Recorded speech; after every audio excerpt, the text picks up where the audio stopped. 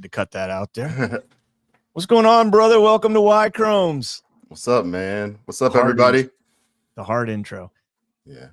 So, as you guys can see, there's only two of us here. Alpha has decided that he no longer wants to be my friend, and he bailed. No, Alpha, JB. JB is doing some traveling, so he's going to be out. Alpha is not late. He's just not even going to show up. He's dealing with a sick little one, even though that's not how he conveyed the message to us. Typos galore, man. Typos galore. Yeah, he can't type. So it made it sound like in our group chat, he said that it sounded like he had a tummy ache. Yeah. And so I was railing on him in the chat, just absolutely going off on him. And then I realized that I think he was saying one of his kids has a tummy ache. And if that's the case, we'll let you slide, brother. Hope she feels better. Cam, how you doing, brother? I'm good, man. I'm feeling really rejuvenated. Like, so the No Kings thing they were trying to lead up to, whatever, obviously a nothing burger in my eyes and probably in our eyes, but like so much patriotism this weekend, man. Like it was almost like a pre-4th of July. And then Father's Day I got to spend with my dad. And I feel like we had not any real like serious conversations, but some conversations we hadn't had since like my 20s, like where we just sit down and just like have man talk. Like literally like almost talk about nothing, but it's still like he's giving me wisdom and I'm letting him know like I picked up the things he's taught me over the years. Good. It was cool. Are you at the age? Well, of course you're at that age now, but you know, we go through stages in our lives, and I went through this stage, you know, where you know everything. Dad knows nothing. You know everything, right? Yep. And dad's so stupid. He doesn't know what he's talking about. You know, things like, oh, high school's the greatest years of your life, college, greatest years of your life. And you're like, no way. Right. It's gonna be so much better when I can stay up as late as I want and do whatever I want and have no worries, have my own house and everything else. Dad was right, you know. Dad was right, man. So we're crossing the threshold of realizing the wisdom of our fathers, and we got to make sure we grab onto that. I did not get to spend Father's Day with my dad yesterday, but I'd spent it with my stepdad. I drove up to the Villages and spent some time with him, got to play golf. I got to play golf twice. So we went out, me and him went out in the morning and played golf. And then in the afternoon, I went out and played golf with my mom. How many holes? So here's the thing. On sit rep, Alpha gave me a whole bunch of shit because I forgot to call my stepdad on his birthday. Yeah. So I made the plans to go up there for Father's Day and spend Father's Day with them. And he was, you know, all excited and everything. And then he fell and fractured one of his ribs. And my mom texted me and was like, yeah, he fell. And, you know, and she said the thing he's most upset about is he's not going to be able to play golf when you come up, because that's, you know, what we like to do together. And he ended up feeling a lot better. I mean, you know, he was a lot better by the time I got up there. He was able to chip and putt while we went out there. He couldn't take a swing. So it was a good day. And then, so him and I played an executive course. The Villages is like golf capital of the world, man. Dude, like, okay, so real quick, I've never played golf at the Villages, but I've driven through there at least like 20 times in my life. Because remember, I went to UCF and I drive back and forth all the time. And man, like Jackie and I have driven through it within the last few years. Dude, beautiful. I told her, I was like, I want to live here. When we get to this age, I want to live here. Like, I'm trying to, what is it, 55 and up? Or is it older? I think it's 50 and up if you don't have kids. If you can't have children living there. But if you don't have children living with you, I think it's 50 and up. Yeah, I mean, like, in my head, I'm already thinking Villages or somewhere like that in another part of the country, because that place is amazing. There's no place like it. Now, people in the chat are immediately going to go to, it's the STD capital of the world per capita. And it is. Fair enough. They like to party. The old folks up there. But Cam is exactly right, man. The place is Disney World and I'm talking take all the positive aspects of Disney World. It's the Disney World for you know, retired people. And I mean, there's golf courses everywhere. I don't even know how many in total there are, but like we show up at the one, and if you're a resident, you play on these little executive courses for free. They're beautiful courses. I mean, immaculately maintained. There's And nothing like Florida grass for golf. Like real like it's obviously not all just Florida grass. Like it'll be Bermuda grass, it'll be other grasses, but like the grass that grows in Florida, because soccer was the same way. Our field was perfect every game because in Florida you have the perfect weather. Yep. And summertime, the courses tend to trail off a little bit because that's not our season. You know, our season is, you know, pretty much mid-October through like mid-May, right? Yeah. So June, July, August, September, and part of October, the courses, you know, that's when they're punching the greens, you know, repairing all the, you know, divots and dead spots and all that. So the courses fall off a little bit in the summer, not in the villages. I mean, they're just absolutely gorgeous. And so me and my stepdad played the executive course in the morning, shot 7 over, I think. So I had, you know, playing bogey par golf. And then I went out with my mom, played 9 holes with her, but she doesn't play golf all that much. She was more doing it to spend time with me. So she kind of did the same thing. I pretty much played every hole, and she would pick up like every once in a while and, you know, play a few shots and play a hole and that kind of stuff. And so, it's just an awesome place, man. Everybody drives around their little golf carts, and there's all sorts of rec centers and restaurants and everything, and it's badass. But anyways, so there was a reason I brought up the villages, and I can't real quick. Can I, while you're talking, can I pull up this dude, go for the villages? Oh, sorry, I just removed it. Oh, I didn't know you had access. I didn't think I did either. You must have sent me the wrong link. No, but people, just I'm not going to zoom in on too much of it, but yeah, just like, let's see. Here's just an overshot. Oh, it won't let me zoom in. There we go. That's not going to give it to me, is it? Whatever. We'll just go back to this. But just look at this. Like, so I know exactly that picture in the top right with all the people. Right no, top right, not the big picture. Yeah, I know exactly where that is. What is that? That's one of the squares. So everybody, like on Friday and Saturday nights, they all go down there and they have live music and all sorts of stuff going on there. Yeah. And everybody just hangs out, man. It's a badass place, man. Yeah. Definitely. Like, I'm with you. I'm planning my retirement around living. Yes. Yes. Like, I have no problem with anybody that's doing that. Like, it's a beautiful place. And then real quick, that's where it's located, in Florida. Yep. Like, it's prime. You can go to Jacksonville, Orlando, Tampa, anywhere, Daytona Beach, even down to you guys is not too far. Like, bro. Yeah. Why is Jackie saying, did you figure out the loofah color meanings? Is that like no. Yeah, so there's like supposedly there's like loofah colors that talk about your sexual openness, like you know, I'm widowed and I'm DTF and you know, all this other stuff. So yeah.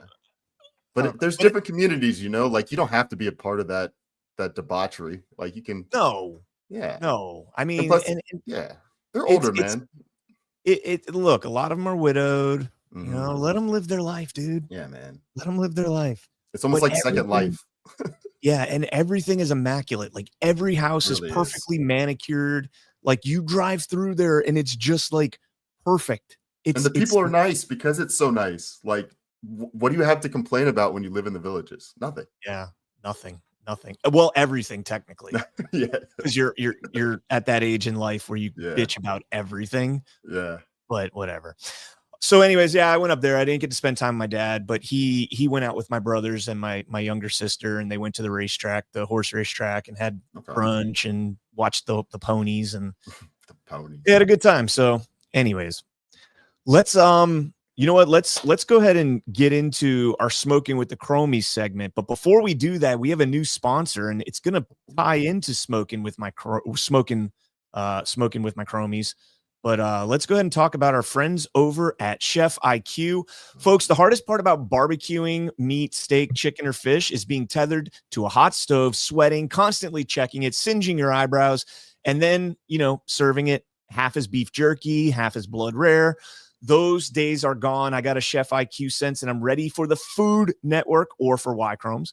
ChefIQ Sense is a brilliantly simple cooking sensor that goes into whatever you're cooking and is it's kind of like a meat thermometer but wireless and way smarter. It takes the stress out of not knowing if your meat will come out good.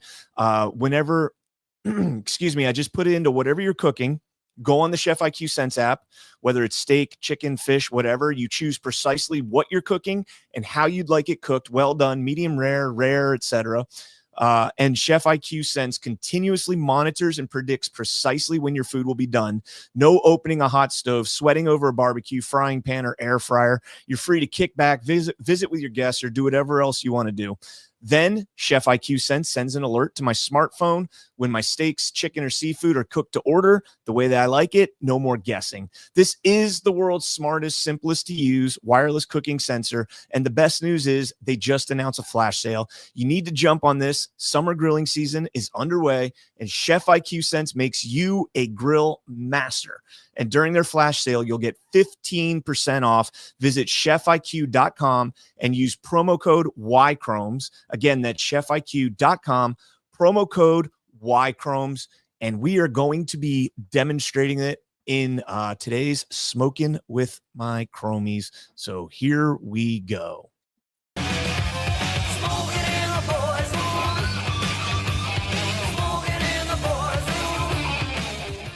Ladies and gentlemen, welcome back to Smoking with My Chromies. It is Father's Day, so a little change of plans here. We're going to do maybe a traditional Father's Day meal, surf and turf.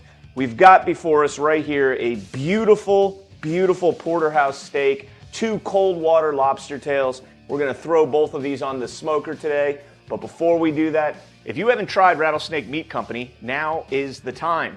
This is the Chromie Box, a killer box packed with picanha, hanger steak, shaved beef, burger patties, breakfast sausage, and ground beef. All dry aged, pasture raised, and delivered straight from a small family ranch.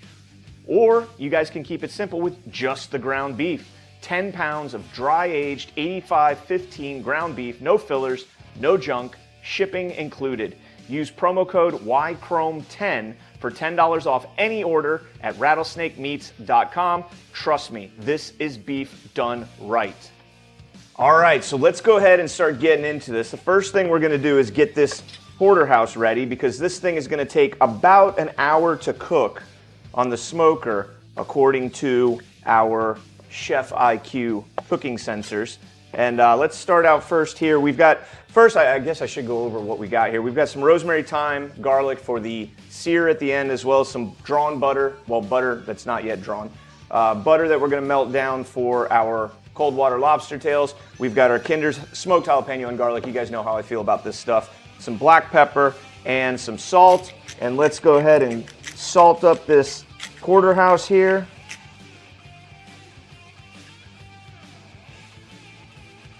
All right, let's go ahead and press this into the meat there.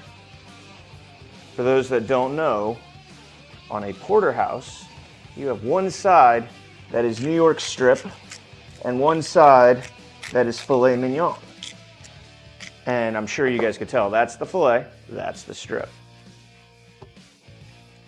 We were gonna do some pulled pork for today, but being that it's Father's Day, let's make a meal for Dad, right? All right, let's get this nice and pressed in. Relatively quick episode today. I'm gonna take the sides of this and just kind of roll it through the fallout here. The fatty strip on the New York strip. Just pick up all this extra seasoning and extra rub down here. And that will be good to go ahead and throw on the smoker. Now the cool thing about the ChefIQ sensor is I can plan my cook. So the porterhouse is gonna take about 50 minutes to cook, whereas the lobster tails, they're gonna take about 15 to 20 minutes. By the way, smoked lobster tail is an absolute game changer. My wife and I discovered this about 2 years ago, Valentine's Day. We said, let's do a surf and turf for Valentine's Day. Had a nice little fire out in the backyard, threw some cold water lobster tails on the smoker, and both of us were like, oh my gosh, this is the best thing that I've ever eaten in my entire life. And it's not a joke. Like, it is so unbelievably good. Got these on sale for like $8 a piece. So check it out. All right, we'll be on the smoker here in just a second. All right, so let's go ahead and get the first probe here into the New York strip side. Push that all the way down into the middle there. All right, and then we'll get the next one on the fillet side, and we'll kind of monitor both sides here. And there we go. Let's go ahead and throw this big old slab of meat on the smoker. While the porterhouse is over on the smoker, we're gonna go ahead and prepare these lobster tails here. And the first thing I like to do is, with a good pair of bone scissors, that's what I like to call them, go ahead and cut out the shell here and cut a pretty big opening, you know, not the whole width of it, but you cut it about, that's probably about good right there. Pull that back.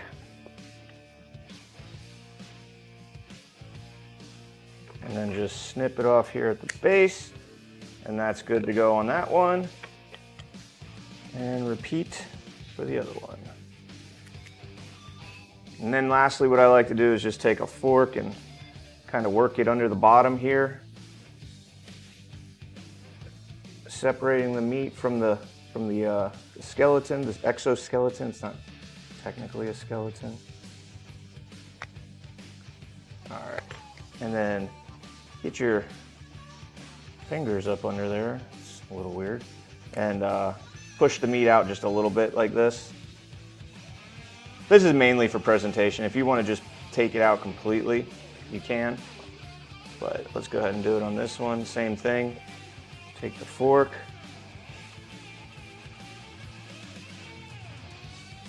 All right, go ahead and pull that out. We'll get two ChefIQ sensors in this, and then we'll throw these on the smoker when there's about 5 minutes left on the porterhouse, because we want to account for a 10-minute rest time. So 50-minute cook time on the porterhouse according to the ChefIQ sensor app, 50-minute cook time at 250 on the smoker. Then we're going to take it, when we take that off, we'll throw these on about 5 minutes before to let these start cooking. The steak's going to be at about 135 internal temp for a medium rare. Well, about 125, I should say, and then with the rest and everything. And a quick reverse sear. And then these are going to come off at about 145. So we'll see you out there. I did forget to mention, we are going to gently add a little bit of salt and just a tad bit of the Kinders to the lobster as well. I add this, I put this on everything, literally everything. All right, now for real this time, we'll see you out there. So real quick, before we go and put the lobster tails on the smoker, because it's about that time, there's about 10 minutes left on the porterhouse, I do want to show you guys one thing real quick that I learned through trial and error, and that is, and I'm using a massive knife, which is unnecessary, take a little piece of butter and put it on the lobster tail while it's on the smoker. And this will kind of help it from drying out. So just a little sliver of butter, and just go ahead and add it to that lobster tail. Or if you want, you can go out and baste it, you know, with some butter a little ways into the cook. So just a little something that I learned through trial and error. I made it one time and it was a little rubbery and I didn't like it. So, all right, got the ChefIQ sensor in there. We're gonna go ahead and throw these on there. We'll be pulling the porterhouse in a second and doing the reverse sear on that while these are in the smoker. All right, so while all that stuff is smoking, let's go ahead and cut up some garlic.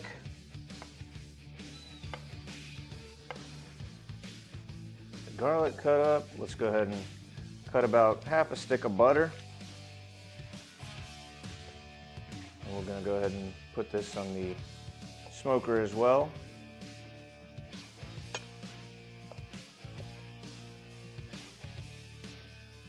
Add a little bit of the Kinders. And that will go on the smoker as well.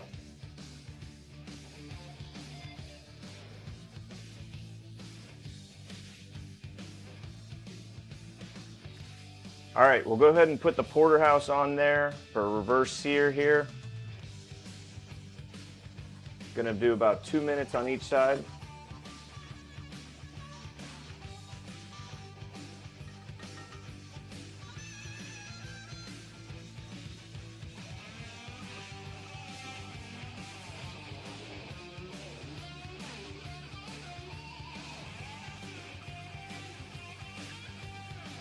Oh yeah, look at that thing. Man, that thing looks amazing.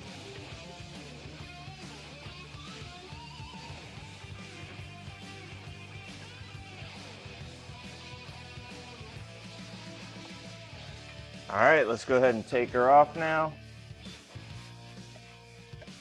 And wrap her up and let her rest. All right, folks, so we've got the lobster tails, we've got the porterhouse, we've got the drawn butter that was all done on the smoker, every single bit of this, and all helped by smart cooking sensors from ChefIQ. These things are absolutely amazing. Absolutely amazing. I timed this cook perfect. Everything is coming off perfect. This is just finishing its rest, the porterhouse. And the lobster tails are just coming off the smoker itself. So let's go ahead and dive in and see what we've got.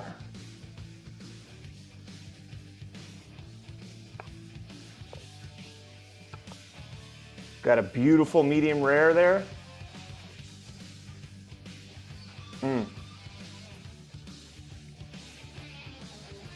New York strip side, unbelievable. Let's do another bite. Let's do a bite from this side.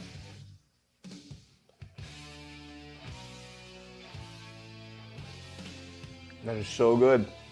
So good. I hope you guys are doing some of these cooks yourselves.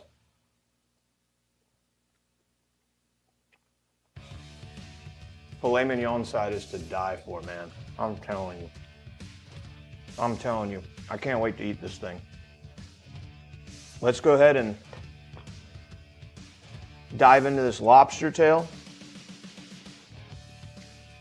All right, we got a nice lobster tail here. Nice and soft. Dunk it in that butter. Stir it around, get some of that seasoning that sits on the bottom. Drawn butter.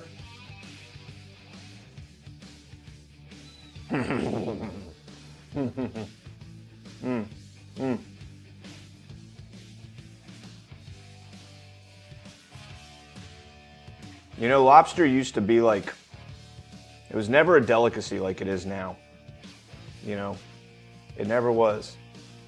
They used to feed it to prisoners. We were talking about this at dinner at Plymouth and Gart. About, maybe it was Alpha that was telling me this, I don't remember. He's on the show, so I'll ask him when we're done here.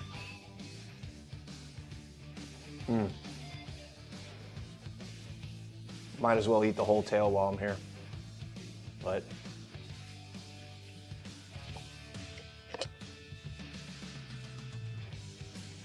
all right, ladies and gentlemen, there you have it. The Porterhouse Surf and Turf, 2 lobster tails, a filet mignon, a New York strip, all in one. Absolutely phenomenal. ChefIQ. All right, get you some of these.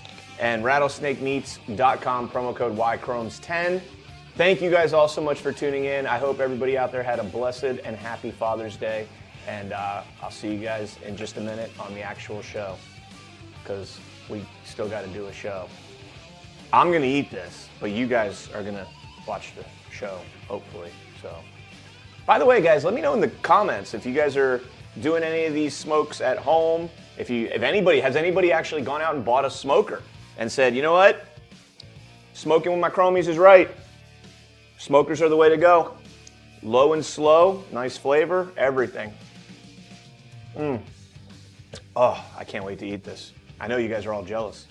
I'm jealous right now, sitting in my chair, because it's 1 o'clock, and I'm starving, because I just got done with daily. I'm starving, and I'm wishing I was downstairs eating whatever I don't eat right now. So, yeah. See you guys.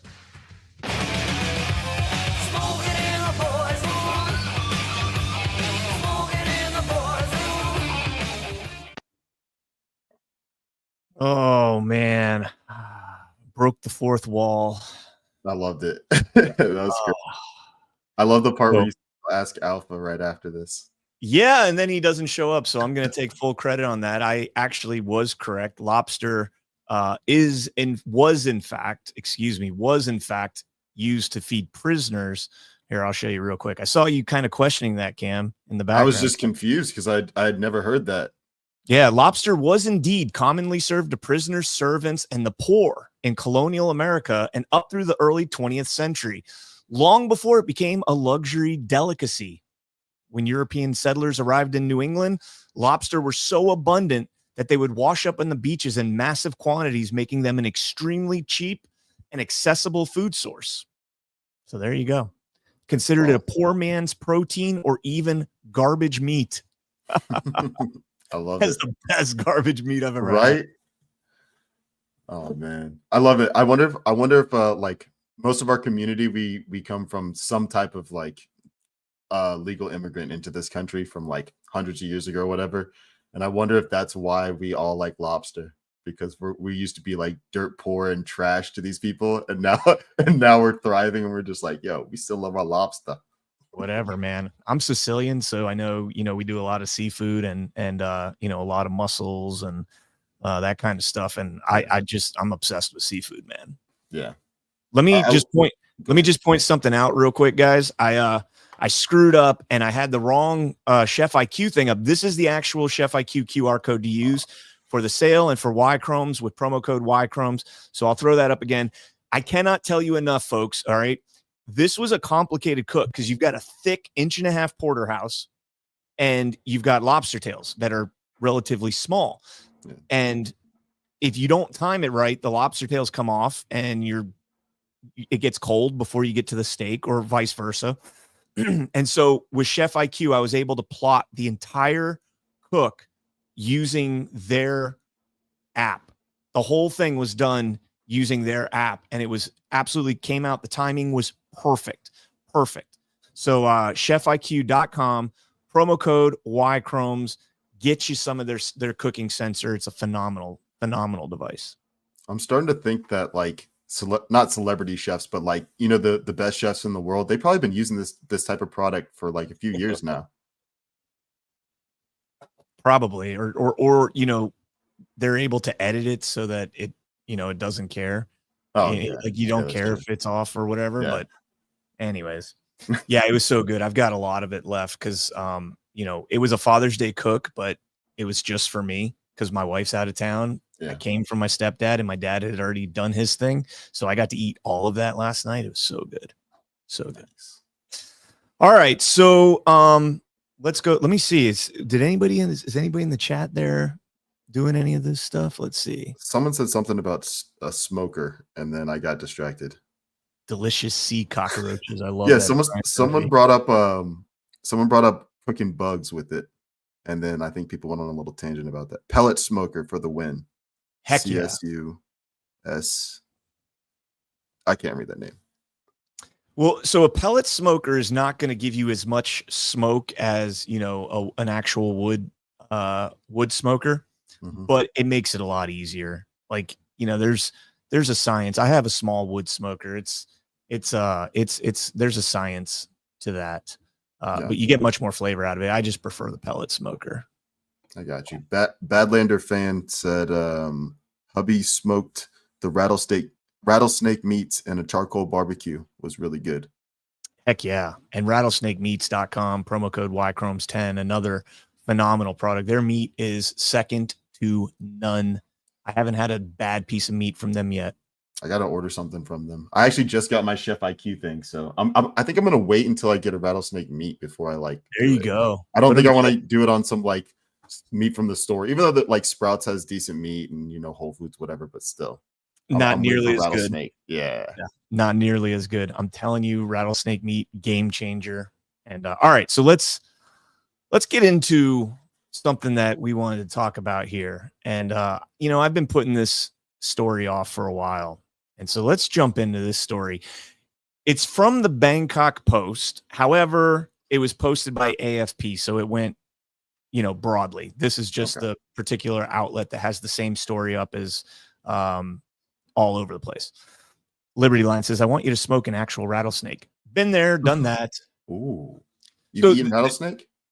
Yeah, you can eat rattlesnake. Yeah, absolutely. I would love to do that. Yeah. I did want to mention that I specifically did cold water lobster tails on this show because come August, when lobster mini season rolls around, I'm actually going to do like a whole segment of catching the lobster.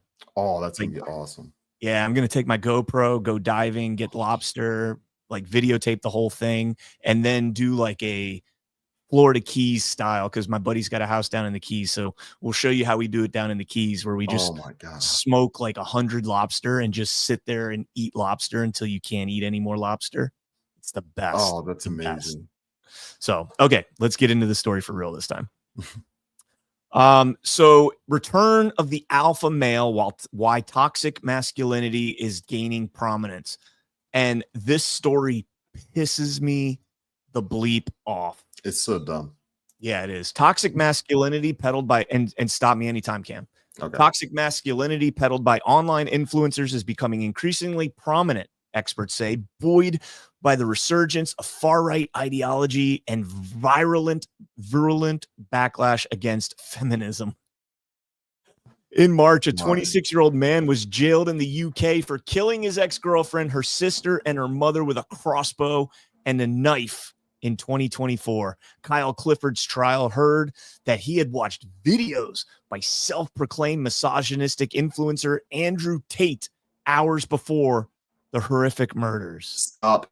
Yep. Marilyn Manson, right? Back in the 90s, listening to his music before was it Columbine shooters, I think? Yep. Yeah. I mean, we've been through this before.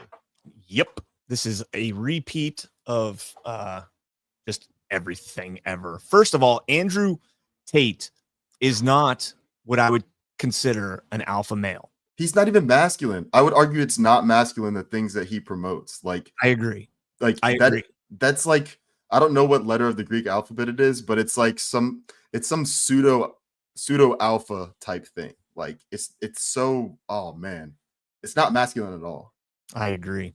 Tate has more than 10 million followers on X and is popular with young men on the platform, where he shares his violent vision of masculinity. While Tate was banned on Instagram and TikTok for his misogynistic tirades, his X account was restored by Musk. Now the British American figurehead of the online masculinist movement has left Romania for the U.S. with his brother Tristan, despite facing rape and human trafficking charges. The two brothers, outspoken supporters of U.S. President Donald Trump, are now in Florida. According to Jacob Johansson, associate professor of communications at St. Mary's, there has been a, quote, normalization of misogyny, rape culture, and violence against women and girls.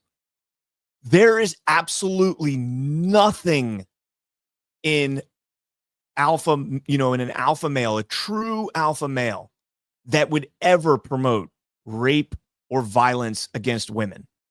Period. End of conversation. Yeah, it's the dumbest. That's the dumbest argument ever. That's the problem we have with these people, is like their definition of something does not line up with the reality of it or the truth. So we start off on like different footing. The alpha male, at least in the way that I, see and define an alpha male, would do everything to protect women, including and up to laying down their own life. Come at my wife or my mom or my sister or my nieces and anybody in my family, women, whatever. And an alpha male is the first person to jump out and defend that person. This idea of, and I don't listen to Andrew Tate, so I don't know if he actually does this or if this is just propaganda, because there's like this, effort to somehow smear this guy. So I don't know, maybe he's not a bad guy, but the way that they're describing, an alpha male is what I would call toxic masculinity to an extent. I think it's fine to be masculine. In society, we've kind of conditioned men to believe that being a masculine figure is somehow toxic. No, what they're promoting right here is toxic, but that's not masculinity. It's a beta bitch. Exactly. That was the word I was looking for. Beta bitch. That's exactly what it is. Real quick, the one thing I wanted to point out that you skipped over was go back up a little bit to the Trump part. Yep. Right here. So it says the two brothers, outspoken supporters of U.S. President Donald Trump, are now in Florida. And then it just goes to say where a criminal investigation has been opened against them. Like, who do you think is opening the criminal investigation? It's the FBI, probably, from Trump's administration. Like, yeah, well, he's got some charges in Romania, and I don't know all the details. I haven't gone down. I couldn't care less about Andrew Tate himself, so I don't care. But with Trump's offensive, with Trump's offensive against diversity and inclusion policies, there it is. Yep. There it is. There it is. Hailed by hard right politicians in several countries, anti-woke rhetoric is gaining ground. So they don't want you to be an alpha male. They want you to be the exact opposite. They want you to be, as Liberty Lion just said it, a beta cuck. Absolutely, man. That is, whoever wrote this article is, that's what they want. That's what they are, first of all. If it's a dude. And even if it's a woman, either way, they're a beta cuck. But go on. In January, Meta founder and CEO Mark Zuckerberg called for a return to masculine energy. And I actually agree with it, I think, in the form that Zuckerberg is referring to it. Yeah. Not that he has any masculine energy. Right. Yeah. He says, Joshua Thorburn, a doctoral candidate at Australia's Monash University, said, what we're seeing is a new dynamic, adding that there's now a more visibility for such ideas. While some feminist researchers have long warned of an impending conservative backlash against advances in women's rights, experts interviewed by AFP point to a crisis in masculinity. We live in an unstable and precarious world, and men, as well as everyone else, face many problems today. They feel alienated. This experts say is where the manosphere comes in, with its online forums and YouTube channels. Quote, the different communities in the manosphere function like self-help groups for men where they can discuss issues such as mental health, vulnerability, or loneliness. But at the same time, those spaces also contain very toxic discussions of misogyny and sexism. This article, I think, was written by AI, to tell you the truth. This article is so dumb. I remember when I was reading it earlier, I was like, why is he having me read this, and why are we going to talk about it? But now that I see it again, I'm like, we have to squash this. Yep. According to Thorburn, a large section of manosphere content also, quote, relates to things a lot of young men may be looking for online, such as dating advice, health and fitness advice, and financial advice. A young man or teenager may not explicitly be searching for misogynistic content when they first encounter a manosphere influencer's content or a manosphere community. AFP spoke to a 15-year-old Londoner. That's your first problem, London. Oh my God. Yeah. Bunch of betas over there. Although London's got some base guys too. They do, but the thing is, London is it's England's DC. So like people that are from London, a lot of people from London aren't from London or from England. They're just like transplants. Yeah. He is a fan of the YouTube channel and podcast Fresh and Fit, which describes itself as dedicated to, quote, men's self-improvement, end quote. Fresh and Fit is based down here in Miami. I've seen. I don't know much about these guys, by the way. When I read that, I was like, "Who's Fresh and Fit?" They're big on Rumble. They're always premiered on Rumble, and I've seen maybe an hour of their content collectively. Right. And I will say what I think they do. It's always like 2 or 3 guys that are like the staples of the show. And they bring in a rotation of, like 5, 6, 7 women, and they all sit around, and the women just open. Yeah, the women open up to like sexual promiscuity, dating advice on how they won't date a man unless he's like 6'5" and rich, and like all this other shit. And it's just a joke. It's a joke. You have a bunch of, C-list women talking about how they only want an A-list guy with every single.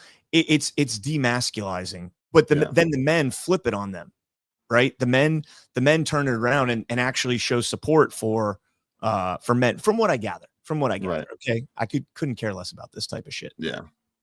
It says Alistar, who is a fan of Andrew Tate, does not see any issue. Quote, it's about sports and how to make it in life. In recent weeks, the British television series Adolescene has won praise for its exploration of the Adolescence. subject. Adolescence. Sorry, Wow. man. I'm sorry. I didn't want to do that to you, but No, it no, just no. made me Thank laugh you. when I read it. I was Thank like, you. dude, you're Thank you. That was so retarded of me. I did not think.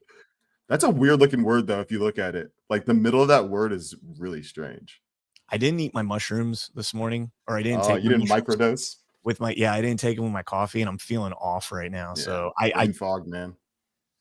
In recent weeks, the British television series Adolescence has won praise for its exploration of the subject through the story of a 13-year-old boy who murders a schoolgirl influenced by online misogyny. The screenwriter said they were inspired by several real-life events, blah, blah, blah. In a speech Wednesday, former England football manager Gareth Southgate slammed toxic influencers who, quote, trick young men into believing that success is measured by money or dominance. All right. Wait, real quick. Go back Yeah. real quick. I got I know you have something to say. I gotta roast Gareth Southgate. So first of all, I'm gonna go to the first thing. The last part. It says that the world trick young men into believing that success is measured by money or dominance.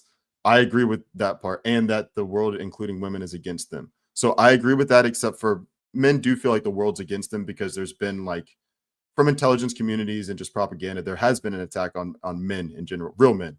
But the rest of it, I agree with it shouldn't be measured by those things. But that whole sphere is just glorifying materialism. So that's why we don't care about that. But Gareth Southgate, this guy, this cuck motherfucker, this guy was the manager of England. He this guy, I think he's buddies with Prince Harry, because Prince Harry owns a soccer team.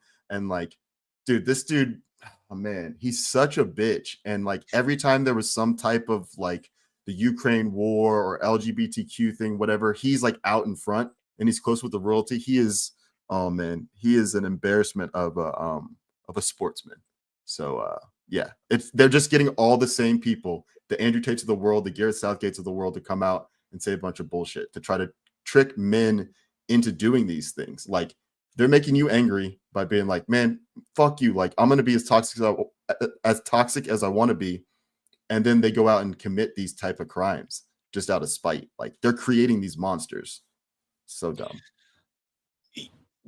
That whole article right there. And I do think that article was written by AI, and they told AI, like, write me an article that would push back, use Andrew Tate, use Fresh and Fit, attack these, masculine things, which, by the way, Andrew Tate, I guess, is like part of the red pill community, but not like the red pill community as we talk about it, like red pill, blue pill, matrix thing, but like red pill as in like, I don't know, supposedly it's like toxic masculine culture. I have no fucking clue. But when we talk about alpha males here on Y Chromes, we are talking about the alpha male that is not afraid to be a masculine figure, but at the same time understands that our role in society is to find a wife, find a woman that is going to be our mate, our partner, our equal, and realize that our role in that relationship is defending that person, providing for that person,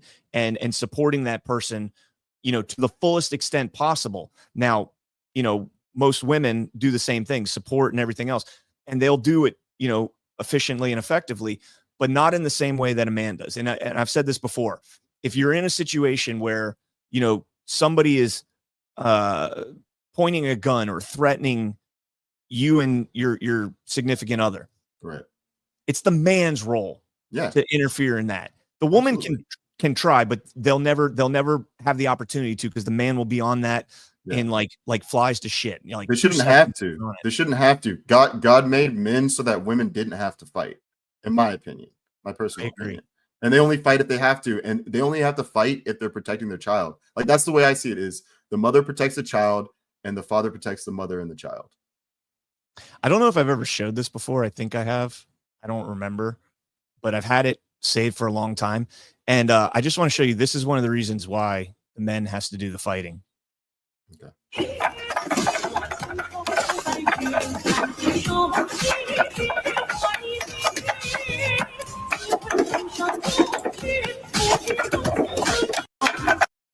That's fast and everything, and it's really nice, and you got some good technique and all that. But I'm standing there the whole time, like, For those that can't see, I'm brushing a fly off my shoulder. Yeah, she's tiny too. Yeah, that's not gonna cut it, guys. No, that's not gonna cut it. I could just like reach my hand out and like hold it on her head, and it'd be like those cartoons where like they're, whatever. there's a reason why boxing, like, first of all, reach matters in boxing, but like you don't have people that are different. You have weight classes for a reason.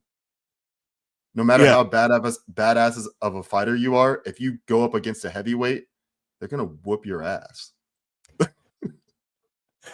All right, now I want to staying on the topic of what a man's role is. And by the way, the man's role doesn't just extend to your wife; it also extends to not just your kids, but all children. Yeah, all children. Absolutely. An alpha male knows the posterity, understands his role. You would lay down your life for a life that still hasn't reached its potential yet, right? Yeah, any man. So that's why I laughed my ass off at this video right here. Have you ever watched that show? I think it's like Practical Jokesters. Impractical Jokesters.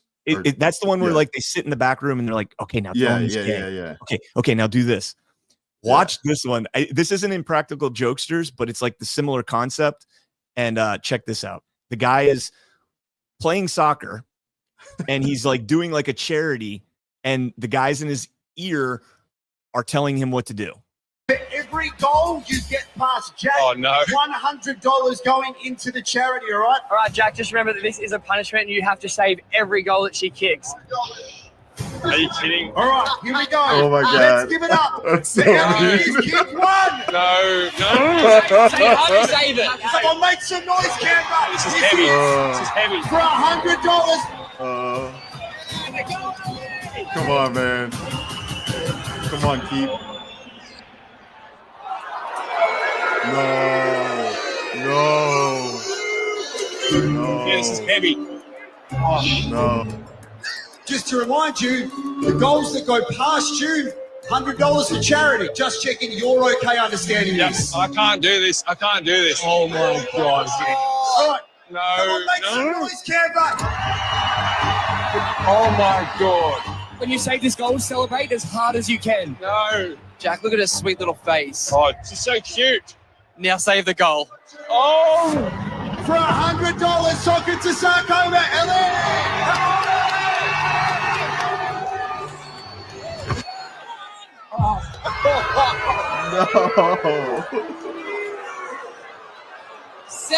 Celebrate. Go, Jack. Do it. Oh my God, Jack. That is heavy. For every Oh my God. Oh, that's horrible. Oh my God. Oh, I couldn't do it. I could not do it. I promise you, the first kick she did would have gone in that goal. Yeah. There's no way I'm stopping that little girl. The way she looked at him, like, does he not understand? She's like, I'm 4 and I know he's supposed to let me score. What is he doing? Then he celebrates. Oh my God. I couldn't man. do it, bro. No, there's no way, man. Why? Oh man. It's Impractical Jokers. I looked it up. Impractical Jokers. There you go. Did you ever see the? Oh, go ahead. Real quick on the men thing. Like, I view all alpha males are like the Spartans from 300. Like that, they were warriors when they needed to be. They protected their women. They protected their land. They went out and fought bravely. All that stuff. Like, they weren't bullies. They weren't doing all this stuff. They were like, you come to our area and you try to threaten us, we'll kick you in a hole. But we're not going looking for trouble. But we'll end it real quick. Oh, man, dude, that is. I can't get over that. It reminds me of did you ever see the Scotty fucking whatever soccer video? Scotty. Oh my God. If you no, I can't think of what you're talking about. I've probably seen it, but I'm trying to think. It's so funny. If you can find it, pull it up. Yeah, hold on. And Brian Murphy, no, I would not have slide tackled that little girl. He said Cam would have slide tackled that little girl. Absolutely not. Like, so okay, so okay, you got it? Yeah. Perfect. Back to our coverage of the game of the year between Yale and North Carolina. If you're just joining us, we have witnessed an unbelievably well-fought match tonight, and it's come down to penalty kicks. Peterson for Yale, taking the first approach. Oh, spectacular! North Carolina. I haven't seen this. That one in past him now. So now the burden rests on Yale's Scott Sterling. Here he comes, nerves of steel, that man, dealing with more pressure now than a submarine. Indeed. Home crowd showing some appreciation. Johnson places the ball on the spot, getting ready. That man literally has a cannon for a leg. Yes, he does. Here he goes, winding up for the shot, and oh! And hit Sterling directly to the face. We clocked that at a stunning 116 kilometers per hour. Now that's a lot of miles per hour. Little chance that man's nose is not broken right now. Oh, indeed. Now Sterling getting checked out for that one. Spectacular save, though, but sadly, he is not out of the woods yet. On his feet now, a bit shaken. But not stirred. This crowd absolutely loves this man. And Sterling's teammates welcome him back, a hero for now.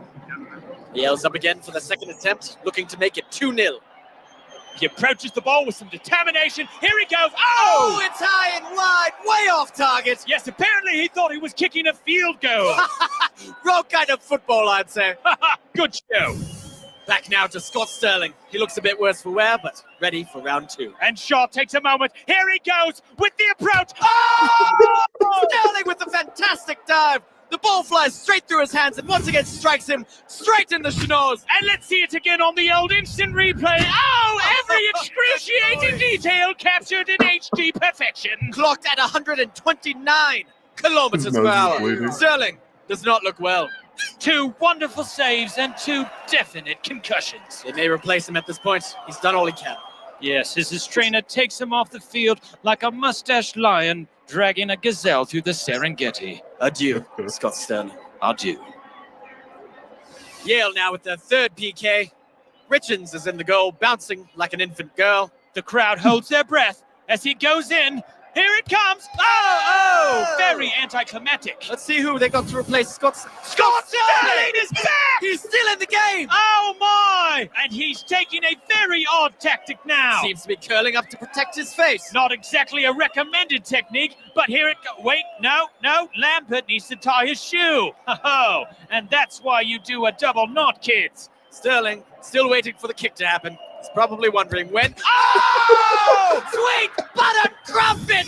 The ball drills Sterling right in the face. That man's nose must be absolutely devastated. He's gonna look like a witch that blew her broom into her nose and then crashed into a hammer. I hardly even care about this attempt. Let's go back to Scott Sterling, the man, the myth, the legend. 3 perfect blocks by Sterling and his cat-like face reflexes. Absolutely incredible. Though I must say, Sterling does not look well at all. Well, you know football players like to add a bit of drama, don't they? They're gonna take him out. No, wait! They brought him a chair! Oh, a bold move by the manager! Bain sets up for the 4th attempt. And this, frankly, is a gimme. He literally just has to kick it anywhere except where Sterling is sitting. There is no possible way that North Carolina can mess up this shot. Oh! 158 kilometers per hour! This man can do no wrong! Look at him beg for mercy when it's mercy that should be begging for him! He has looked death in the eye and said, "Take your best shot!" To which Death replies by punching him in the face over and over again. If Yale makes this final shot, it's all over. But no! Oh, he misses, which means we're going to Scott Sterling! His face is like a brick wall! A brick wall that can feel pain and cries a lot. But where's Sterling? Oh, he seems to be crawling away from the goal. What is he doing? He's throwing away the bat! Oh! Sterling has done the impossible! I can't believe it! Look at that! He played it just right! What incredible instincts to crawl away from the goal like that! And his teammates rush the field, happy as a lark as they slide in! A Bernini sculpture of a finish. You've never seen that? You're a soccer guy? No. So I'm pretty, after like the second one, I was like, I think I've seen this before. The best part about it is they didn't do it right because he left the line early because you have to have your feet on the line. So they would have had to retake that. Because the guy missed it. The game can't end on that. So they would have had to do another one. I'm glad they did it though. Oh, I've definitely seen that. That's so funny. Oh man. All right. I've got a couple videos to go through here. And before we get into the absolute desecration of Alpha. We're gonna destroy that guy. Oh, You yeah. should have been here, bro. Although you got a good excuse, but you're still gonna get destroyed. So remember last week we played I think it was last week or the week before we played this video. Yeah, the dancing guy. Yep. Are you walking? Are you walking, Danny? Are you walking? Are you dancing? Are you walking? To the side of the window. Are you walking? Are you walking? Okay, so we played that last week. I got a new one, and I want to know which one, if you had the moves, which one would you take? All right. And now keep in mind, don't judge it based on how the guy looks, because he looks like a freaking weirdo. Right. I Looks got like you. a freaking It's weirdo. me having the physical abilities to do what he's doing. To dancing do wise. this Okay. dance. All right. All right, good. No, that's it.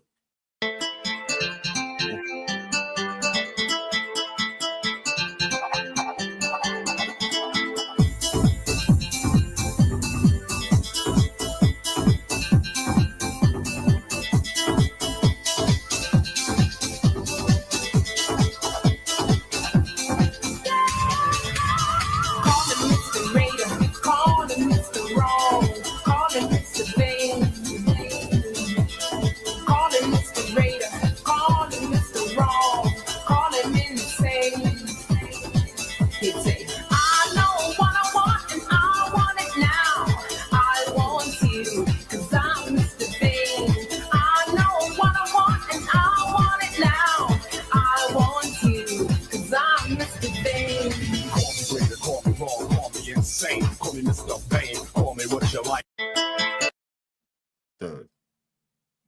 What? That was How epic. do you do that? That was epic. So abilities, I wanted to have those abilities.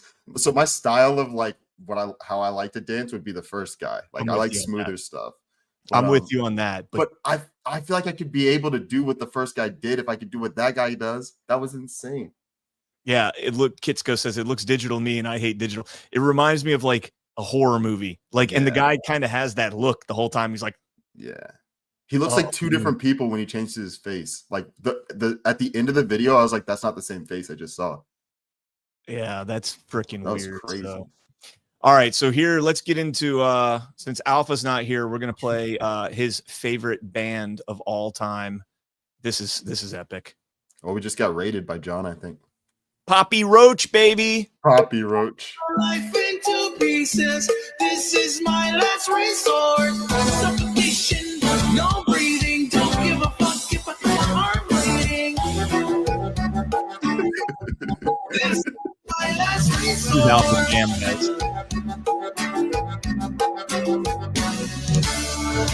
Cut my life into pieces. I reach my last resort. Suffocation, no breathing. Don't give a fuck if I cut my arm bleeding. Do you even care if I die bleeding? Estaría bien o estaría mal.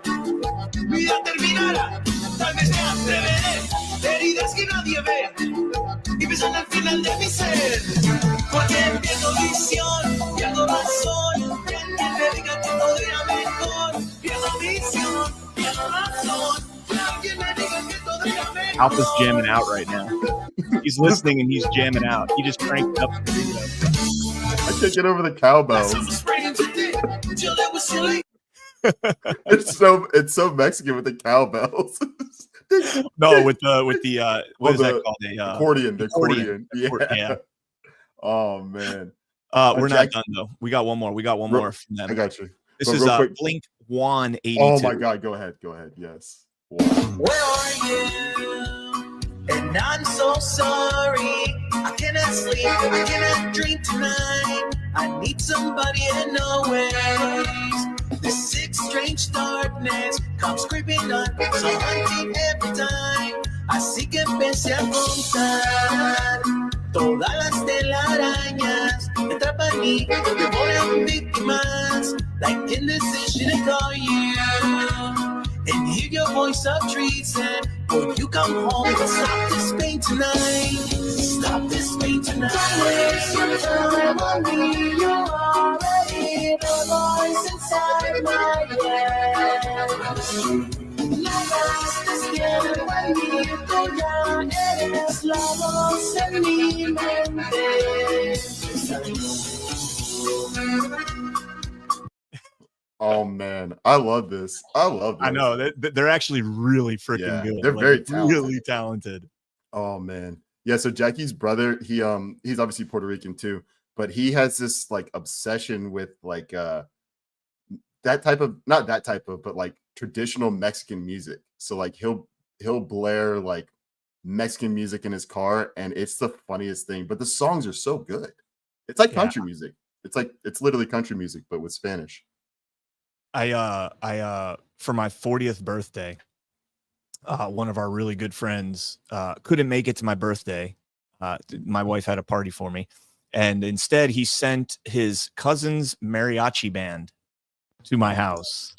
And I had a full mariachi band for my 40th birthday that came in and played for like an hour. And it was so badass, but we are all a bunch of like white folks, and Gringos. It was the worst watching us try and like have any sort of dance or anything along those lines. But that's but all right. really It's a private party, man. It's a private party. You weren't out there for the gram trying to be all cool. You're having a good time with your people. Oh yeah, but dude, like I'm wondering what their mindset was when they showed up at the house and they opened the door and it's like, you know, bald white guys with beards, you know, because several of my friends look similar to me. And then they come in and they play for us, and we're all just kind of like watching them. Like they're probably used to like dancing and everything, because Spanish people can dance way better than us gringos. But yeah. And then Cam, you go ahead. You want to add some? I was just gonna say, all you gotta do is find a way to like line dance to it. If people can line dance, you can dance to that type of music. We can line dance really good, but you figure it out. I don't know, man. I don't know, man. You'd have to have a brain smarter than mine to figure that out, but it would work. Line dance. They played some mariachi covers that were really good. All right, I want to play this one for Cam, because I'm sure you can relate to this, and Alpha probably can too. Okay.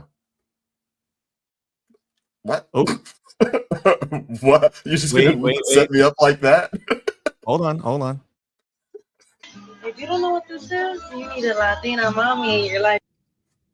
Okay, so first and foremost, you don't need a Latina mommy. You don't. And second of all, they're called empanadas. Empanadas are delicious, but they're not worth the trouble. And I can promise you, it's not worth the issue. Mamita, please, I'm so sorry. I love that. No, Jackie's a different type of crazy, but I wouldn't push it though. I never pushed it at that level. I wouldn't hide in the closet and do that. I would just be like, yes, need one. We have a very large Latina community down here in South Florida, obviously. Mm-hmm. Cuban, Puerto Rican, Venezuelan, Dominican. Mexican. What's that? Dominican. Man, nope. And just put the Haitians in there too, man. Like I know they're French kind of, but like Haitians. So I don't know enough about like the Haitians, because they're like the Haitian community is more down in like South Miami kind of area. Oh, okay. In Broward, we don't get. In Broward, we get a lot of like the Venezuelan community, South American Colombianas all over the place. Oh, I forgot about Colombian. Yeah, bro, I'm telling you right now, they will whoop your ass. Oh yeah, man, I'm telling you, dude. Love it. And then the last video on the Alpha rip. Yeah, hello? This is an officer with ICE doing a routine check. Well, I'm an American citizen. Well, we have questions that'll determine that answer. Okay. How many points are scored in a football game? 6. We want to make America great again. Who's the best female artist? Taylor Swift.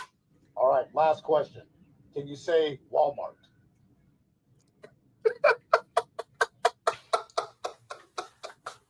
Sir, can you say Walmart? Yes, I know. Walmart. No. Yo, this is not mean at all. And I love this man. But Jackie's dad, he says it a little different, but he does not say Walmart. And he's an American citizen for sure. Why is that so hard? It's the W sound, man. I mean, It's I a can't W say sound. anonymity, so No, man. It's the so what I learned from Jackie, because Jackie obviously is fluent in Spanish.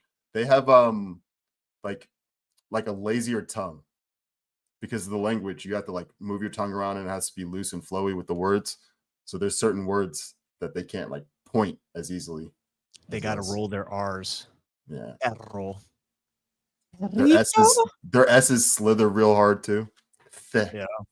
Do you speak Spanish yet?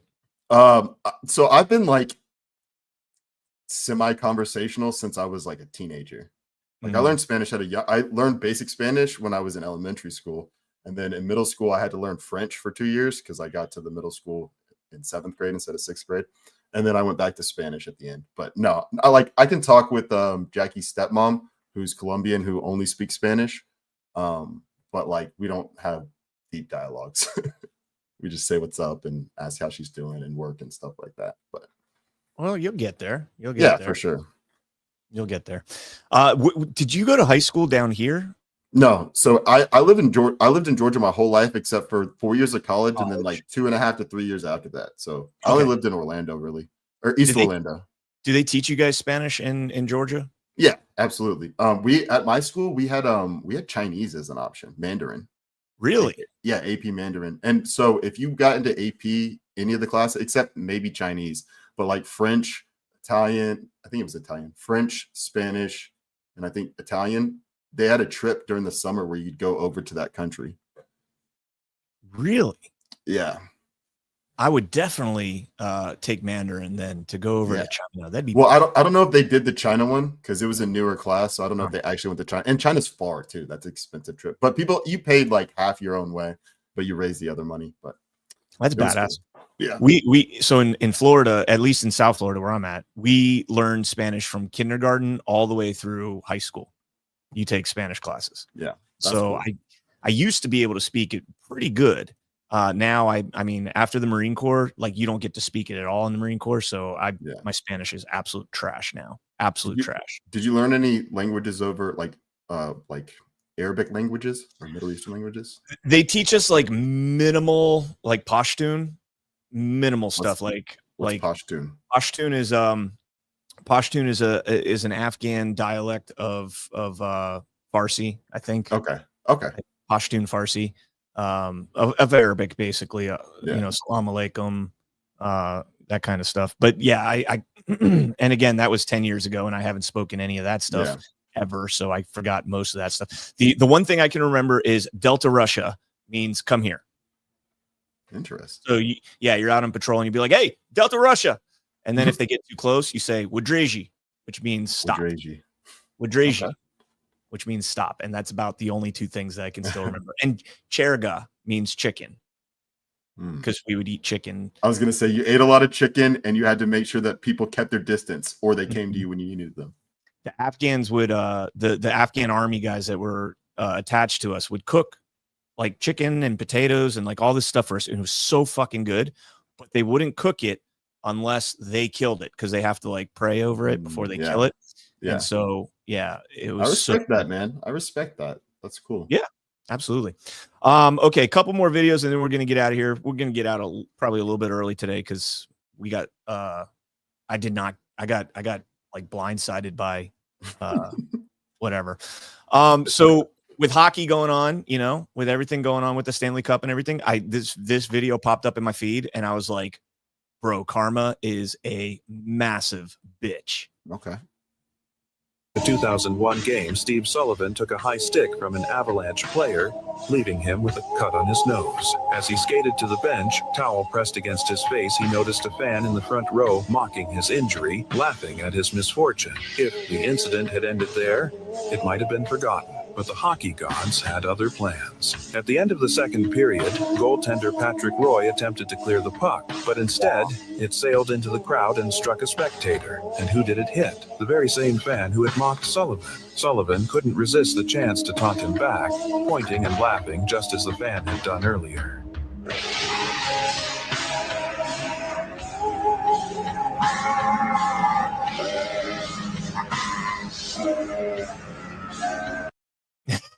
Scott Sterling. I don't know why I didn't link those two. Then you said it and it hit me. Yeah, I don't know if that's actually man. true or not. That would be like freaky ass crazy. Yeah, but well, I like dude, it. I like it either way. That's karma right there, bro. Yeah, man. There's legit karma behind Dude, that. If that story's true, treat people with respect, man. Like obviously, I know heckling the other team, but like there's sportsmanship. There's a line. I remember when I played sports, and you probably remember this. Like there were times where you'd be talking shit and jabbing at the other person, but if someone got like seriously injured, you take a knee, man. You're not like laughing at the dude because he got hit or like broke something. You know? Yo, that story is actually true. Oh, really? Yeah, check this out. Steve Sullivan, then a player for the Chicago Blackhawks, was involved in a notable incident in 2001 where a fan taunted him after he was hit in the face by a high stick. Later in the same game, the puck was cleared by Patrick Waugh, and not Roy, like the AI bot, Patrick Waugh, and hit the same fan in the forehead, providing a form of karmic retribution. Sullivan recounted that the puck hit the fan right in the forehead, causing him to bleed worse than Sullivan did. And he took the opportunity to speak to the fan about his behavior. Speak to the fan about his behavior. Oh, man. It sounds like my dad talking to me after I did something stupid. Actually, real quick, I have a funny story. So when I was like 10 years old or 9 years old, I used to play AAU basketball. I actually played with Glenn Rice Jr., Glenn Rice's son, the basketball player. Yeah, played for the Heat for a while. Yeah, he went to high school with me, actually. And he actually plays in the Big 3 league with Royce White right now, the guy who was running for Senate and for House of Representatives up in Minnesota. But anyway, so my dad and I were practicing basketball, and he was teaching me about defense, and I was reaching in, and he had his back to me, and he went to turn with the ball, and he elbowed me. I don't know if you can see it, but I have like a scar where he elbowed me, and he cut me, right? So I'm bleeding, and like the first thing he does is he's like, "Oh, are you all right?" And I'm like, "Oh yeah, I'm bleeding." He's like, "All right." He was like, "That's why you don't reach in." And it was just so funny to me because I was just like, he did the whole dad thing, but like I was one of the best defenders after that. Like I never got fouls called on me because I was just like, if you reach in, you're gonna get bowed in the face. Like you gotta wait for the ball to be away from him. But it was cool. It was a cool learning moment. Yeah, that's they're going through that right now with baseball. There was like a bench clearing brawl that we played earlier on the show, and like I dug into it a little bit more. And so when you're stealing second, or when there's a ground ball in the infield and you're advancing first to second, you're supposed to take out the shortstop or the second baseman or whoever's turning the double play. But it got to a point where like people were like sliding like 7 feet outside the base path to get the guy, or like running past the bag and then sliding like past the bag to take somebody out. Well, this was like an ongoing feud about a guy that like slid way past the bag and ended a guy's career. And so like they were hitting the guy with a pitch. Like every time he would come up, they would hit him. And eventually the umpire threw him out. And that's where, the coaches, it was a mic'd up coach incident that we played a few weeks ago. And the coach comes out and he's like, you gotta see where I'm coming from, Tommy. And he's like, no, we're not doing this fucking shit anymore. Well, that's part of baseball right there. And it's part of most sports. If you go out there and you deliberately do something to take somebody out, hockey, another one, you take a goalie out, or you hit the keeper, the goalie, and you do a can opener on somebody. Like there's all sorts of different things that you can do that you're going to get retribution, period. End of conversation. Sometimes the refs turn their head and look the other way. Sometimes they don't, but lesson hopefully gets learned from that kind of shit. Yeah, I realized that all started to change when the media and the sports writers started getting more control over the sports. The people that didn't play sports, that's what I learned. And it doesn't, you don't have to have played sports, but if you haven't played, or if you're not an avid fan, you don't get the culture of the sport where it's like, it's not Wild West justice, but it's like, it's honorable justice. It's like, you do something to me, we come back at you a little bit harder, but either that squashes it, or we have a back and forth feud, and maybe the refs have to get involved if it keeps and goes too far. But like, you let the team settle it on the field, on the ice. Amen. Yeah, that's part of being an alpha male too, is like, if you respect your opponent, you're not going to cross that threshold into like trying to injure somebody and ruin their career, but you will stand up for your fellow man, your fellow teammate, Absolutely. Okay. So 2 more videos. This one's just, what's your biggest fear? My biggest fear. Ooh, that's a good question, man. I'm gonna work backwards because it used to be death, but I got rid of that one a while ago, so it can't be death. People that I love being harmed and me not being able to do anything about it. Okay. Mine is heights. Oh, I get what yeah, I'll say maybe snakes. Because I'm not like afraid of snakes, but like I don't like snakes, so I'll say snakes. Because if I was stuck in a room full of snakes, I'd be freaking out. I'll tell you that. So mine is heights, but it's a very strange fear. Because like I laugh at it. Like I get up somewhere and I look and like I picture like what it would be like if I fell. Yeah. And like I kind of laugh and like it's a weird, like people that like to get like knocked around a little bit. Yeah. If you know what I mean. It's kind of like that. Like I willingly go and look for a high place to go push myself to the edge and like see at what point do I start to hyperventilate, because I get there almost every time. So check this out. This scares the shit out of me. I wonder if you would ever try this. Okay. Oh. Okay. So far, absolutely not.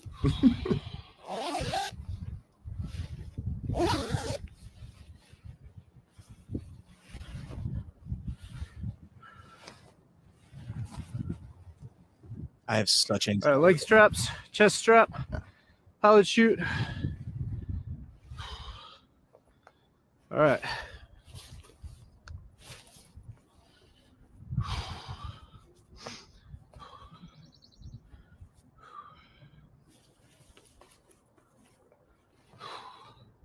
Three, two, one.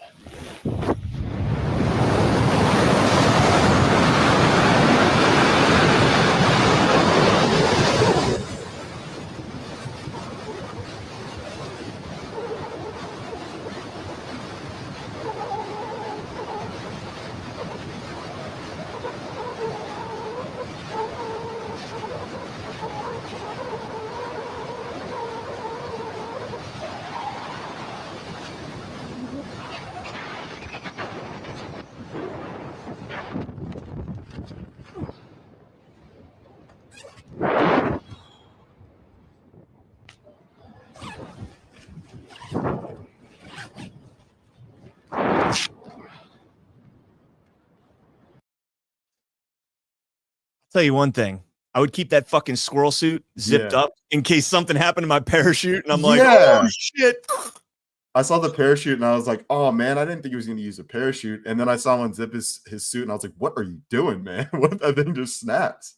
I'd have to go skydiving first before I made a decision. I like as of right now, absolutely not, because I don't trust myself to keep my arms out. I feel like I'd tuck in once and then I'd be a pencil just going straight down. That's my biggest fear right there. Like, what if I lock up? Exactly. Like, what if you go like this and like you just do one simple little thing, like tuck your arm in a little bit and then you start spinning out? Yeah. Fuck, man. But I want to do it so bad. Yeah, I want to do it so bad. The sound was amazing. When he started like really like gliding, I was like, that sounds beautiful. I think if I did that though, I wouldn't want to do it off the side of a mountain like that. I think I'd want to do it out of a plane or something. I was thinking a plane or like a platform with other people. Like, you know how there's like two like jump instructors or whatever. Like, so that I'm balanced before I jump. Like the way he snuck up there or like crept up there, absolutely not. Because if those rocks fall, man, that's it. What if you don't jump out far enough and like you clip a rock on your way down and you start tumbling or something along those lines? Yeah, man. But that would be like, how badass would that be to jump out of a plane with that squirrel suit thing and just be able to like fly? Do you know anybody that used to like a paratrooper or anybody? Did you know anybody?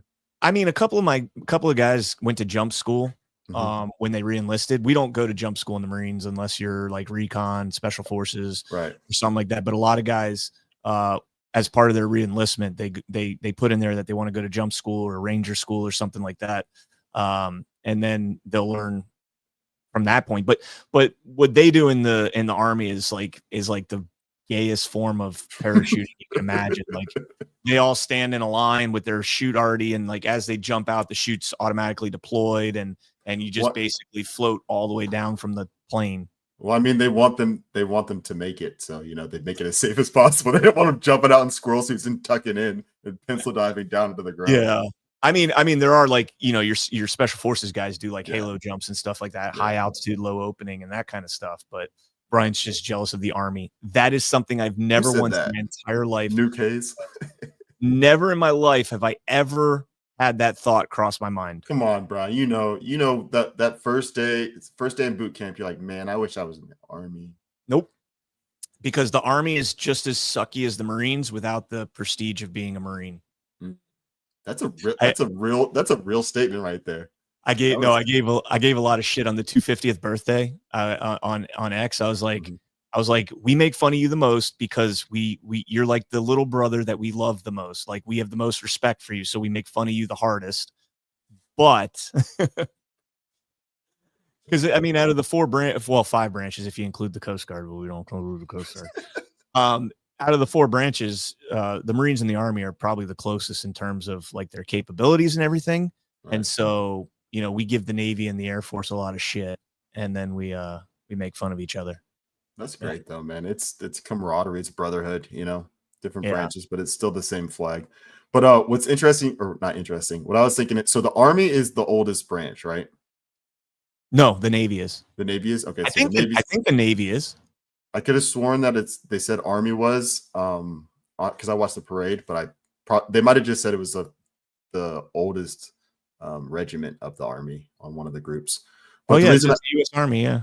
Yeah, but the reason I asked is because now Army people, I didn't serve, so I'm not poking fun at you, but my family are all Marines, so I'm giving the Marines this one. I would say that the Marines were created because the Army needed some help. Interesting. Actually, we were created because the Navy needed some help. Oh, even better. So even better. The Marines were commissioned or started in Tun Tavern, Captain Samuel Nichols.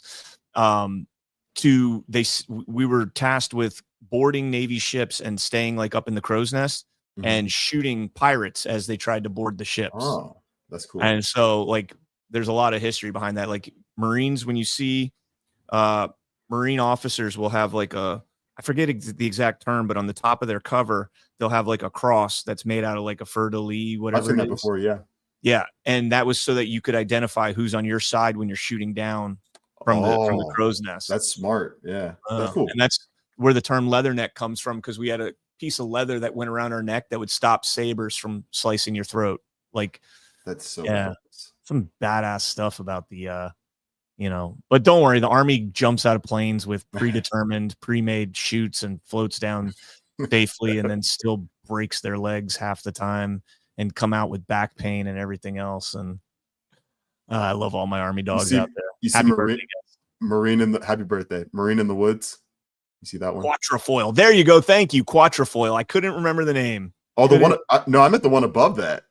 Oh well, yeah, Quatrefoil is cool too. Oh, what do you say above that? Department of the Navy, men's department. Yeah, the men's department. It's like the oldest joke in the Corps. Oh, I just say there you go. The Navy Uber is the Navy is just the Marine Corps' Uber. I love pretty much. Don't tip your driver and don't talk to him. Just sit in the back and act like the driver doesn't exist. Oh man. All right, so last video before we get out of here, and this kind of ties back into the story from the Bangkok Post. This is, when you need something, man. And I don't remember if we played this or not. Alpha might have. Okay. But I'll let you know if I remember it. Okay, this is good shit right here, man.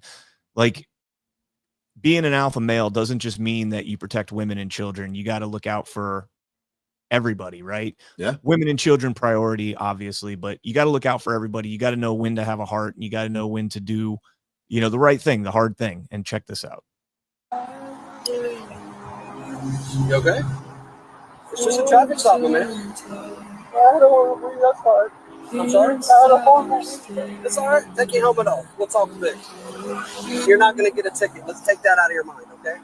Take your helmet off. So my friend, okay, we'll take your helmet off for a second. Was he on a bike? Here, take your helmet off so you can breathe, man. I'm glad I stopped you if you're emotional like that. When you get a chance to talk to people, you know, that can help you. It really can, because I don't want to see anybody down on a motorcycle. You're the first person you have to talk. Oh, that's cool, man. You know, it's not all about tickets and arresting people and dumb stuff like that. All right, if somebody needs help or needs to talk, I tell you what, you know, I do a lot of funerals as a motorcycle deputy. It's emotional, and you know, you start weighing on it. I'm sure you're thinking about it as you're riding this bike, which isn't good. Maybe I could have saved your life today, because you know, when you're on these things, you got to be focused. So that's my personal cell phone number if you ever need to talk. All right. So I don't remember if Alpha played there or not. He hasn't played. He didn't play that one. Maybe a variation of something like that, but nothing that heavy for sure. Because that one hit me as soon as he said, "You're not getting a ticket. Let's get that out of your head." Because he was like, "I'm trying to save your life right now, man. Protect and serve. Protect and serve." Amen. So the kid, if you guys couldn't hear, the kid had a friend that had just died that week in an accident, and said in front of him too. He said he died in front of me. Yeah, he was having a hard time, and I don't know if he was doing something reckless on the bike, you know, kind of like pushing the envelope, you know, riding the lightning or whatever it might have been. Who knows? But the cop recognized that and goes beyond that and even gives him his phone number and says, if you ever need something, reach out, you know, and that's a good man right there.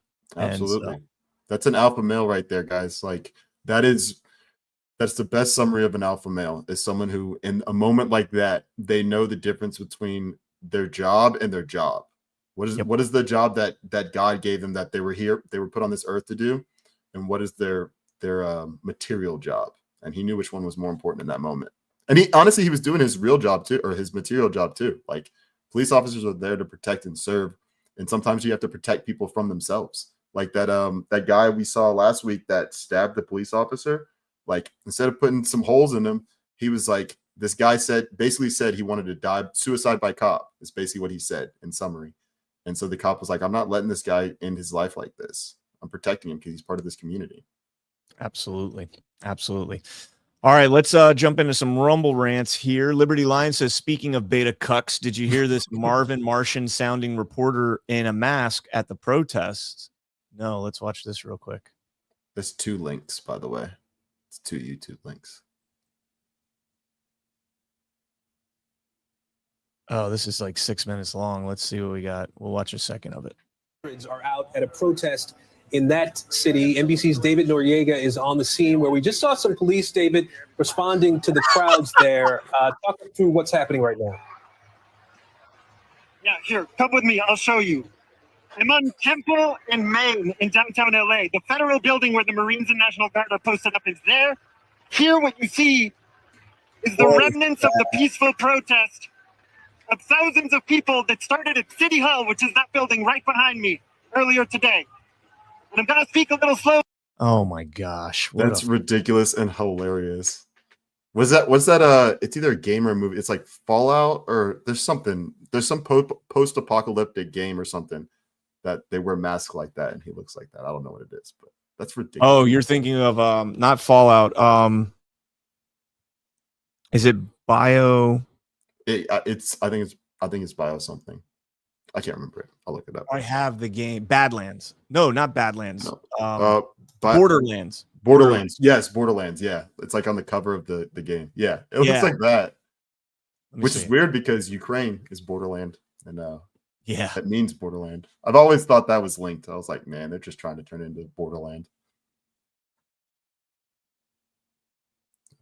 Yeah. That's what it made me think of. I was like, why is this guy wearing that? Except that dude doesn't look anywhere as badass as the Borderlands. Yeah, of course guy. Not even close.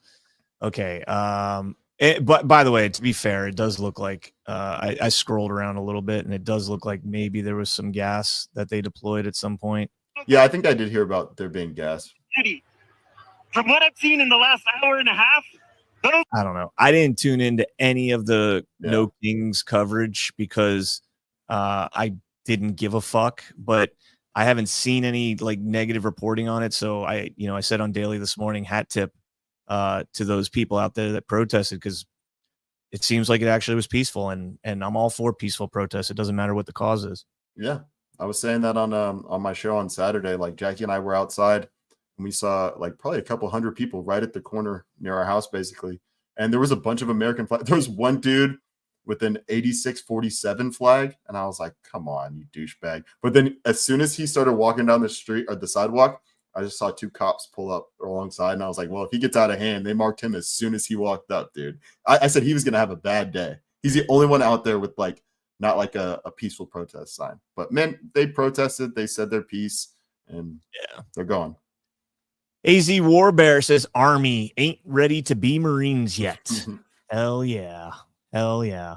AZ Warbear, I'm an Army ? I'm a Navy. I'm an Air Force. I am a Marine. Yep. He's saying we're the only branch that you call us by what we are. If you're in the Army, you're a soldier, airman for the Air Force, sailor for the Navy, a Marine is a Marine. Period. I never thought about that. Yeah. Yeah. A lot of people don't until they hear that. So, all right, folks, if you have not yet done so, please smash that thumbs up. Thank you so much to everybody that tuned in today. Share it out. Let me know if you guys do any of the smoking with my chromies recipes. And if you got any suggestions, hit me up as well. Real quick. You know how I'm not co-opting this from the ladies, but we should have people take pictures of their the meat they smoke. Send it in. Yeah. I'm always down for some meat porn. What? On that note, meat porn. Have you ever gotten the meat sweats? Oh yeah. Absolutely. Okay. Yeah. I didn't know that was like. I didn't know if that was just like a thing, you know, that happens to me once in a while. No, it's a real thing. I think any real man has had the meat sweats. Women too, probably, but any real man has had the meat sweats. Have any? And I'm going to hold out for this because I want to see the women's response. Do women get meat sweats? It's a different kind of meat sweat. Do you get meat sweats? Now she's going to be on the spot. That's her face right now. Oh, no. She's like, why are you telling people that I sweat? Jackie actually really doesn't sweat. It's hilarious. Like, okay, she sweats now. She used to not sweat. It was the weirdest thing. I'm like, you need to get healthy. Sweating is like actually healthy. Unless you're extremely like overweight. Can you guys hear her? Liberty. Yeah, I heard that. Liberty Girl says, yes, women do too. So there we go. So women do get meat sweats. I quit eating when I'm full. I just read that one too. Oh man. What is meat sweats? Liar Spotzel. You know what meat sweats are. You know what meat sweats are. Yeah. Meat sweats is when you have like a just ton of badass meat and you just eat like steak and pulled pork and brisket and everything all at once, and like you're like, oh, this is so much. Super Bowl's big time meat sweat at the Super Bowl parties, 4th of July meat sweats. Yeah. It's been a while since I've done this, but there was a time probably in my 20s where like maybe once or twice we just had like maybe like 20 guys. We all just like cooked a bunch of food and like watched some sporting event, and there was like no vegetables. It's just straight meat, and everyone was just meat sweating. It was probably like cold outside too, but everyone was just sweating and just like lounged out, just looking miserable. But we were having a great time. That's all men need is like something to entertain themselves and some good food and maybe some drinks or something. A barbecue, maybe a J. Barbecue and a J. Yeah. Bro, I went the whole weekend from Friday, Saturday, Sunday, no pot. Whoa. That's fun to come back to though after. Well, so the reason I bring that up, and people are gonna be like, good, you should quit. No, I wasn't jonesing for it. I never once was like, I need a fucking joint, man. Never happened to me. Went all 3 days, and I was like, whatever. I got home and I was like, oh, there's no joints. Took a rip of the bong and went to bed. Yeah, that's it.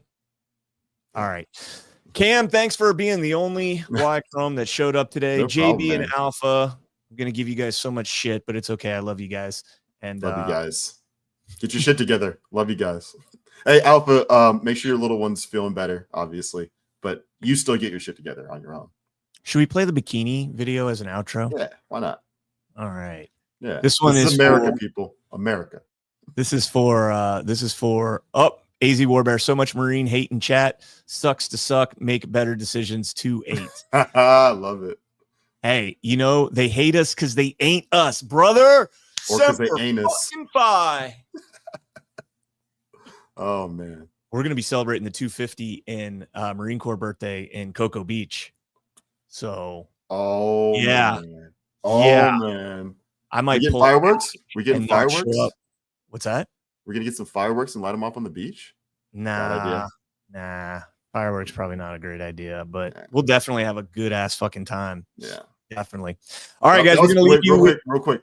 That was my my first GART was GART Myrtle during the Marine birthday last year, and I videotaped you guys singing and the song and cutting of the cake, and I showed it to my aunt that's a Marine, and she absolutely loved it. She started singing along to it when I was showing her the video. From the halls of Montezuma. She's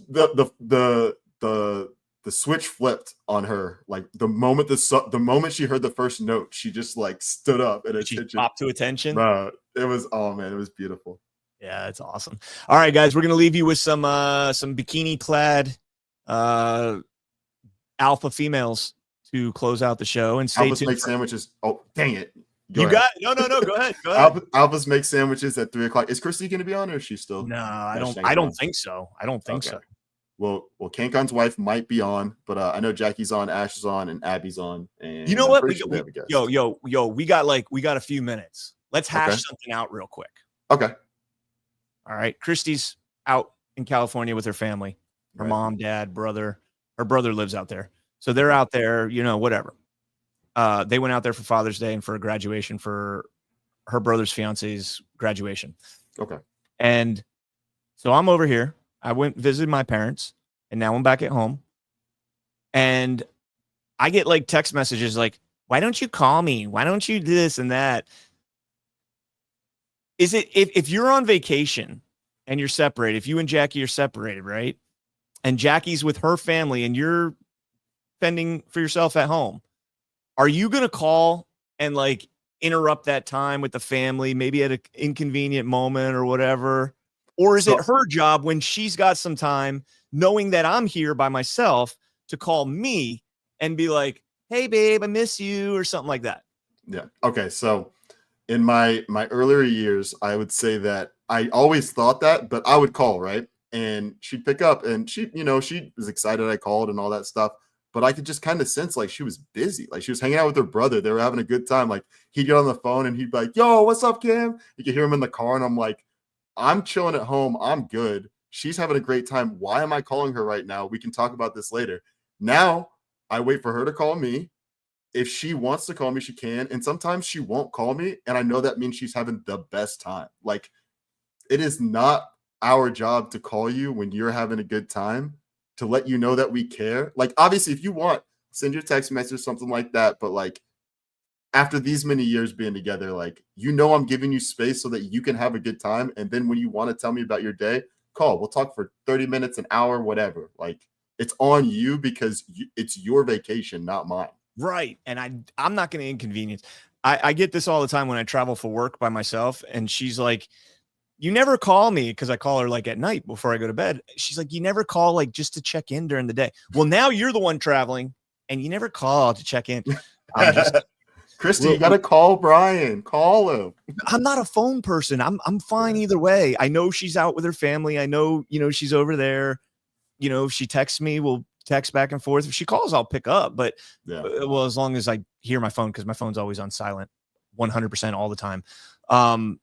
But like, I'm not a phone person in the first place. Like, I can't remember the last time I was on the phone for more than 5 minutes with somebody that wasn't like work related. I think for me, I'm a little different than some of the people my age, but I was like the last generation where like I didn't really use my cell phone in high school. Like I played Snake, and then eventually I got some other games, but like I was on my phone to I'll just say it. I would text significant others or women that I was friends with, or like my buddies. Like that was it. Like it wasn't like long conversations. It was just like, hey, where are you? Or like, hey, are we meeting up here today? Or like, what time's practice? Like I didn't use my phone to Now you're digging a hole. So let's go to the bikini girls. See you guys later. Stay tuned for Alpha Mix sandwiches coming up.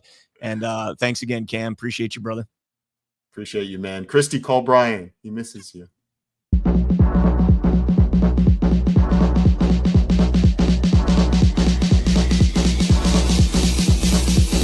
Enjoy the music.